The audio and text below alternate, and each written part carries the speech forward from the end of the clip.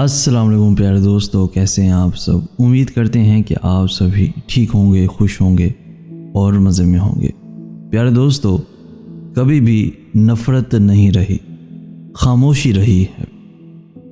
ایک بار محبت جسے کی جائے اس سے نفرت بھلا کیوں کر ہو سکتی ہے؟ کچھ کھو دینے کے بعد، خاص کر کسی کے دل میں چاہت ہونے کے بعد، انسان کو خاموشی لگ جاتی ہے، پر اس خاموشی کا انحصار محبت کے معیار پر منحصر ہے۔ جس قدر اس محبت میں توقعات اور ہوس کی مقدار ہوگی، اسی قدر محبت کے بعد انسان بے صبر اور تہمت پرست بنے گا۔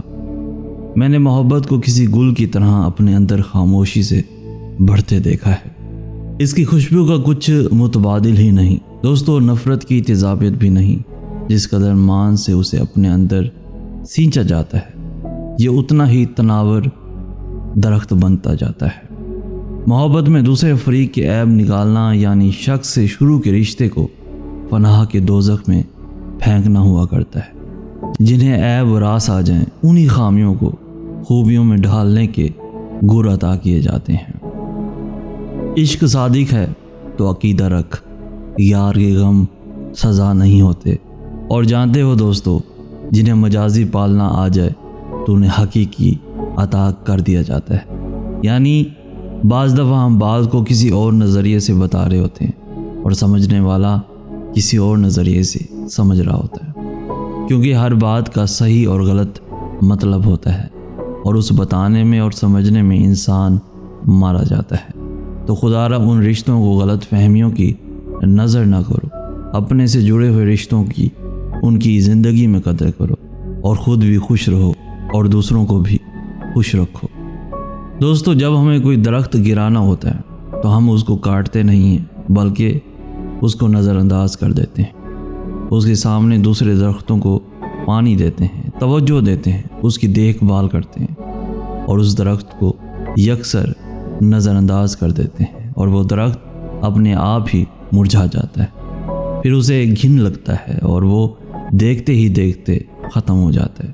دوستو، غور کیجئے، یہی رویہ ہمارے رشتوں کے ساتھ بھی ہوتا ہے، جن کو پہلے ہم توجہ دیتے ہیں، وقت دیتے ہیں، ان کی افزائش کرتے ہیں، جب بھی ان سے جان چرانی ہو تو ان کو نظر انداز کر دیتے ہیں۔ اس طرح وہ رشتے بھی موت کے اس منہ میں پہنچ جاتے ہیں جہاں زندہ یا مردہ برابر ہوتے ہیں۔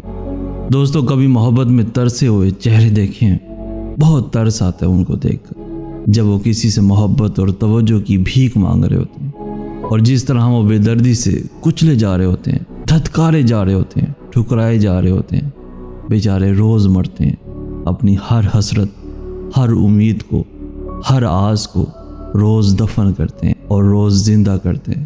اور پتہ ہے دوستو، ان کو جب دھتکارا جاتا ہے، ٹھکرایا جاتا ہے، تو دھتکارنے والا خود کو حق پر سمجھ کے ان کو جتنا ذلیل کر سکتا ہے کرتا ہے، اسے کہیں زیادہ کر دیتے ہیں، اور اس پر ایک بار بھی شرمندہ نہیں ہوتے۔ بیچارے ترسے ہوئے انسان کی حالت ایک حقیر کیڑے سے بھی کم ہوتی ہے۔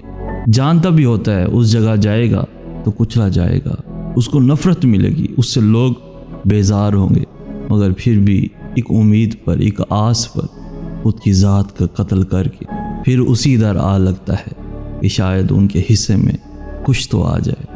مگر دوستو، سچ تو یہ ہے کہ ان کو دھتکارنے والے کبھی بھی ترس نہیں کھاتے، کبھی بھی ترس نہیں کھاتے۔ دوستو، دھوکے کو اپنی جگہ سے بہت محبت ہوتی ہے۔ وہ جہاں سے سفر شروع کرتا ہے، منزل بھی اسی مقام کو بناتا ہے۔ جہاں سے سفر شروع وہی پہ ختم۔ دھوکہ دیتا تو انسان ہے، لیکن مغافات عمل نسلوں کو کھا جاتا ہے۔